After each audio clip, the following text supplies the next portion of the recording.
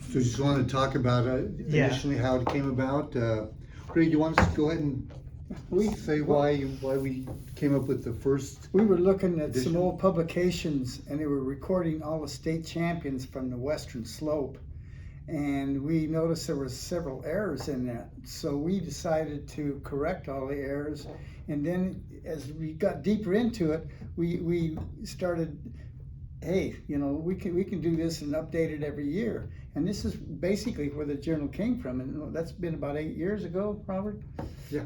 And we publish this every 2 years, and so on and so forth. But basically, we wanted to record the history of the Western Slope, and we were hoping that individual schools would tap on and start recording their history, and so it would be readily available.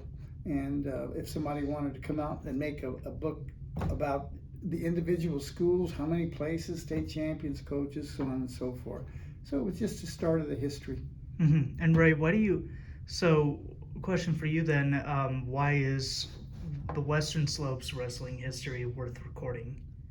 Well, mainly because it started out as the first initial powerhouse, and Grand Junction had and Montrose were two of the most prevalent wrestling teams on the Western Slope from about, I'd say 56 to 63, and they won many individual championships and state team championship.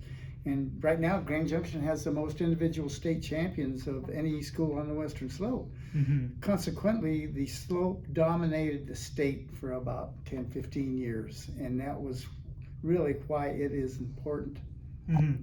And it's interesting that you brought that up, because when I joined the sports beat back in October, Robert was one of the first people I met, and I read a lot about the history of Paonia and Hotchkiss, athletics in general, but mostly wrestling. And like the Western Slope is like one of the blue bloods of Colorado wrestling, and in all these other sports, football, basketball, Denver has gained the upper hand in the Denver area, and that's not going away anytime soon. But wrestling seems to be one of those sports where the Western Slope is still has legitimate contending schools every year, and so it seems that it's really ingrained in the history. If you look back at just the last few years, if not the first place trophy, Western Slope teams have brought back, the runner-up trophy, for example. Last year Cedar Ridge, this year it was Meeker, and year in and year out, the Western Slope teams, if they don't win the state championship as a team, they play a big role in who does or who doesn't win in terms of being a spoiler. Mm-hmm.